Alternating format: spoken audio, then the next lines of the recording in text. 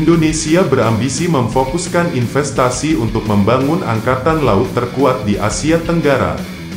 Baru-baru ini, negara kepulauan itu telah ditawari 3 miliar dolar Amerika untuk membeli 8 fregat generasi baru dari Jepang. Saat ini Angkatan Laut Indonesia dianggap paling kuat di Asia Tenggara. Namun, kapal perang permukaan terbesar kelas Sigma TNI AL Type 10514, bobot penuhnya hanya sekitar 2.300 ton. Tetapi fregat Angkatan Laut beberapa negara Asia Tenggara sudah mencapai 3.000 ton. Bisa dikatakan, dari sisi kapal perang, Indonesia saat ini jauh tertinggal.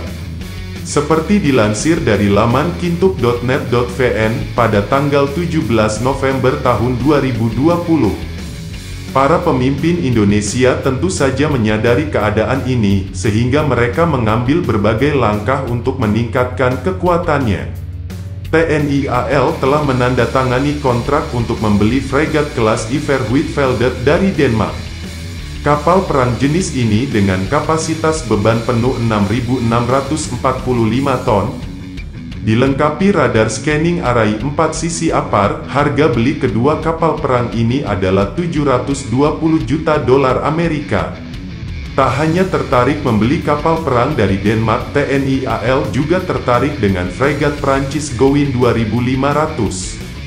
Meski kapal perang berkapasitas 3.100 ton ini bukan kapal terbaik di kelasnya, kemampuan tempurnya secara keseluruhan tidak bisa dianggap remeh. Tapi, sementara banyak orang mengira Angkatan Laut Indonesia akan memilih kapal perang yang berasal Eropa, tiba-tiba muncul pesaing dari Asia, yaitu fregat 30 FFM dari Jepang, telah memimpin penawaran yang disetujui militer Indonesia. Kapal perang 30 FFM dikembangkan oleh Mitsubishi Heavy Industries dari Jepang. Berat standar fregat jenis ini adalah 3.900 ton, saat beban penuh adalah 5.500 ton. Meskipun dibandingkan dengan Gowin 2500 Perancis dalam hal jangkauan serta kemampuan tempur, 30 FFM keduanya lebih tinggi. Tetapi dibandingkan dengan Iver Huitfeldt dari Denmark, 30 FFM tidak lebih baik dalam hal kekuatan tempur dan juga jangkauan. Iver Huitfeldt menggunakan 4 mesin diesel, sedangkan 30 FFM menggunakan kombinasi mesin diesel dan turbin gas Kodak. Meskipun kedua jenis fregat memiliki sistem propulsi yang berbeda, kecepatan tertinggi mereka adalah 30 knot. Namun dalam hal jangkauan, jarak 6.000 mil laut dari 30 FFM jauh kurang dari 9.000 mil laut dari Iver Huitfeldt. Dari segi kekuatan tempur, Iver Huitfeldt juga memiliki banyak keunggulan. Jika 30 FFM hanya dilengkapi radar aktif Phase Array C-band OPY-1A atau versi sederhana dari FCS-3A, persenjataan utama adalah meriam Angkatan Laut MK45127 mm, 2 tabung peluncur vertikal MK41 8 peluncur dan peluncur rudal anti kapal tipe 17. Iver Huitfeldt dilengkapi dengan sistem radar array APAR 4 arah. Senjata utamanya adalah 4 kombinasi dari 8 sistem peluncuran vertikal MK41 dan 2 sistem peluncuran vertikal MK56 yang terdiri dari 12 tabung peluncuran. 4 peluncur rudal anti kapal MK141 Harpoon, 1 terdiri dari 4 tabung peluncuran. Antara fregat Jepang dan Denmark, perbedaan dari bobot lebih dari 1.000 ton. Jadi ada perbedaan besar dalam senjata dan peralatan tersebut. Alasan utamanya adalah karena fregat 30 FFM Jepang adalah versi anti kapal selam. Jadi meskipun mengorbankan beberapa senjata pertahanan udara dan anti kapal, fregat 30 FFM memiliki sistem senjata paling canggih dalam peperangan anti kapal selam.